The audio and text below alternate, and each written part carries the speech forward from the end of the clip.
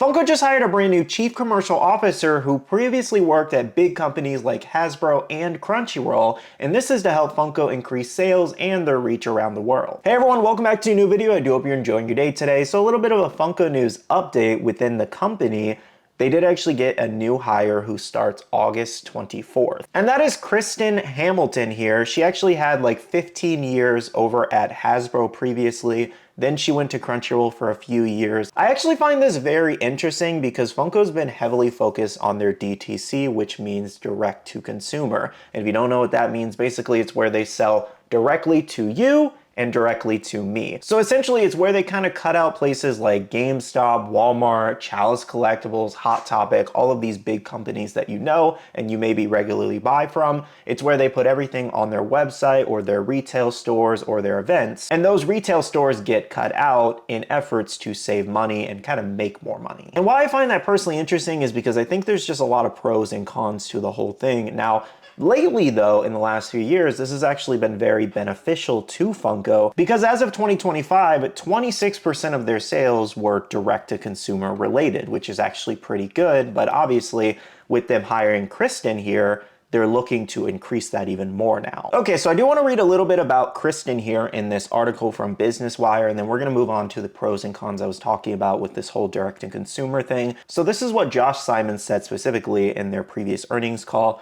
Kristin brings the commercial leadership we need for the next stage of Funko's growth. She has a proven ability to scale global commercial organizations, build lasting retail partnerships, and translate brand passion into sustained revenue growth. As we move faster to bring products to market and shorten the distance between fans and cultural key moments they love, Kristin's experience will be instrumental in sharpening our commercial strategy and strengthening our relationships with partners and fans. And then it just goes on to say that she's very excited to work at Funko and kind of talks about her career a little bit and how much she's done for like Crunchyroll and Hasbro, and that basically she's good at what she does. Of course, I'm more of a person where talk is cheap, to be honest, personally to me. I like to see actions. Like I like to actually see things happen before I fully believe what somebody's going to say. Now, I'm not saying I'm completely ignoring the facts. Crunchyroll, Hasbro, they're huge, and clearly she played a key role into helping grow those, especially if she spent 15 years at Hasbro alone. So she played a key role in helping these companies thrive and,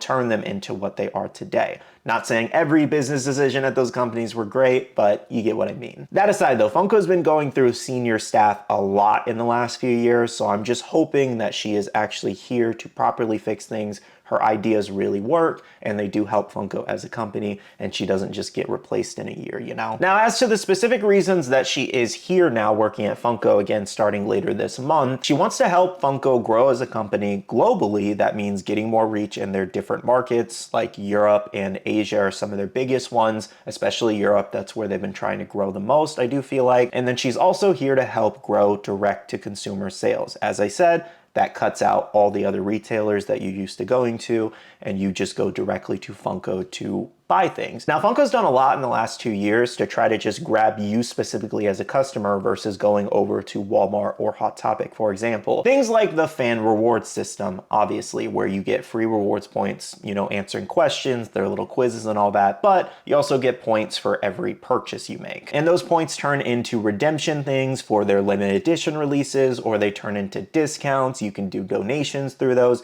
You can enter giveaways. So yes, that is a huge draw for Funko to try to grab you as a direct-to-consumer sale. That's the whole reason that was built. It wasn't really built as a way for Funko to kind of give back to fans. It was a reason to steal you as a retail customer from other, companies. And that's not me saying it's a bad thing. Literally every company does it. It's exactly what Funko's doing here. Now, something else they do a lot too is they offer a lot of discounts. Now, they haven't done as much this year as they did previous years, obviously because they were in a lot of debt and they were just desperate to make money. But now, since things are kind of back on track for the most part, or at least they're getting better, they're not doing as many sales this year, and they even noted this in some of their earnings calls. But my point in that is that Funko offered a lot of sales. So you kind of knew that eventually something was going to go on discount at Funko. So that's why you waited to maybe buy it somewhere else, or at least a lot of people. I got a lot of comments saying that.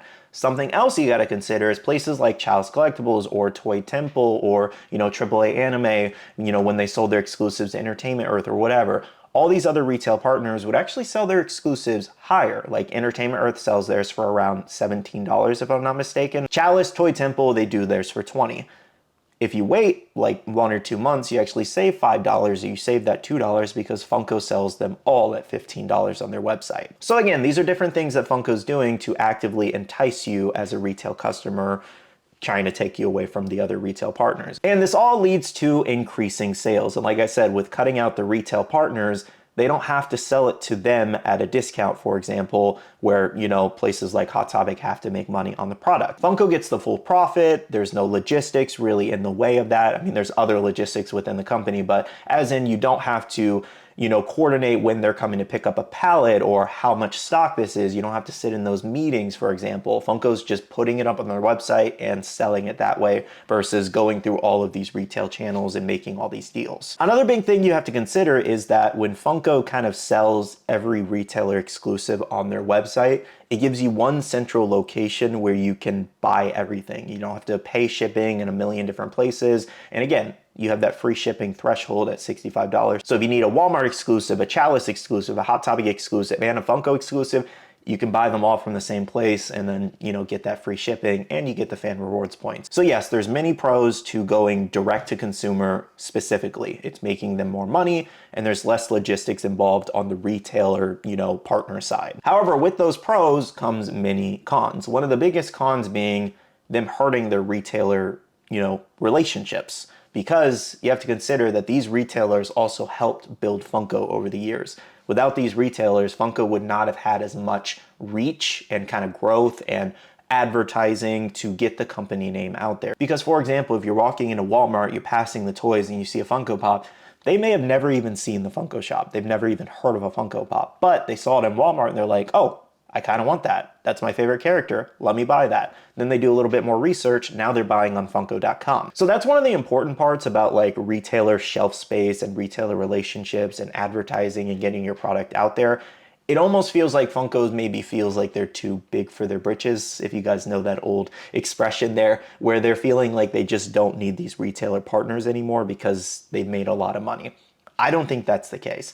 I like the fact that we can go out there and, you know, still shop in the mall or still go to a specific store. We get to look through the giant pop section and find what we want. I love that. I did Funko Pop Hunt videos for years doing that specifically. So in my opinion, that takes away a huge aspect of the whole collectible like community of people going out, making friends with each other, and just sharing their passion within the hobby. And at the same time, even though it's hurting consumers in a specific way, like I said, it's hurting retailer relationships. I've talked to a lot of companies over the 8 years I've been doing YouTube. I won't name which ones in this video specifically just to keep them anonymous, but I know a lot of companies out there that do not like Funko as a company. They don't like their leadership. They don't like their decisions. And that's really bad because I've heard a lot of internal conflicts too that, you know, this stuff's already out there. So I could say this, you know, previous CEO at Funko had a huge fight with the CEO at Walmart. Like, again, this news has been out there. I'm not going to confirm it 100%, but this was out there. This was, you know, speculation and rumors out there. But yes, they had a huge issue and that led to less products being put into Walmart stores.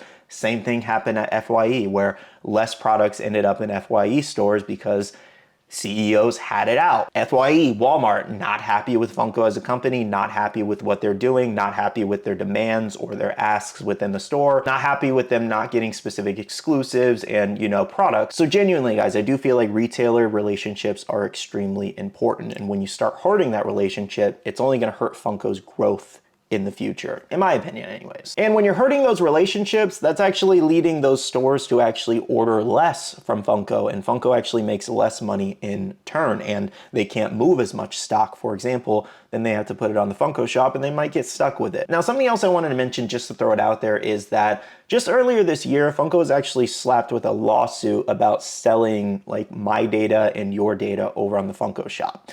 And with them trying to increase direct-to-consumer and get more people on their website, I mean, it's something to consider that maybe they also want more data to sell and make more money that way. Like, that could be very troublesome. I do believe that's still pending in court and all that, so I'm not going to speak to it on a massive scale. It was just something I wanted to mention in here, that it is a possibility. Now, another big thing that I kind of just previously mentioned was that With direct-to-consumer, you do run the risk of people potentially not buying up all that stock just on your website. So say you make 100,000 of something and Funko's confident. They're like, oh yeah, we're gonna sell all of these, or we're gonna sell like 80% of this stock on the website.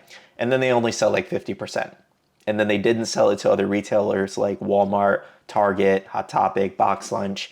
And now they're just stuck with the stock. They're just stuck with it. They can't sell it because they didn't have enough reach, and not a lot of people saw that this product was even available because it was only available at Funko. So again, that turns into an advertising and a reach issue where if they go too much into direct-to-consumer, it actually might hurt them in the end by not having all of these retailer relationships. Now, I did just want to go over some of the biggest cons I did actually see with the situation. Like I said, there's also a lot of pros. It saves Funko more money in the long run, and they make more money. So it's not a bad approach, especially given that, you know, Funko's just as a hobby is down right now. Even if they're up right now in their previous earnings call, it's still down. They still have $200 million in debt that they're trying to pay down. They still have a lot of like overproduction issues that they are actively trying to fix. So it's definitely interesting the direction that they're headed, and maybe direct to consumer right now is the only thing they can do in terms of just trying to grow their own direct sales more versus the retail partners, because